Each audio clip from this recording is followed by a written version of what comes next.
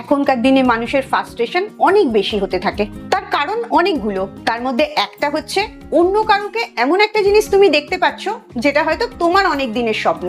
তুমি অন্যজনের যে ভালোটা দেখছো তার খারাপটা তুমি দেখতে পাচ্ছ না, কারণ সে তোমাকে সেটা দেখাচ্ছে না। তুমি ভালোটা দেখে ভাবছো সেটাই হয়তো তার পুরো জীবনটা।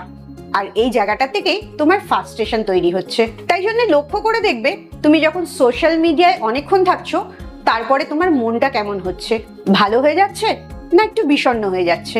যদি দেখো হতাশাগ্রস্ত হয়ে যায়, তাহলে মোবাইলে থাকার সময়টা একটু কম করতে থাকো এবং নিজের ভেতরে ফ্রাস্ট্রেশনের বা হতাশার কোনো জায়গায় দিও না। এটা তো বাদ দেবে।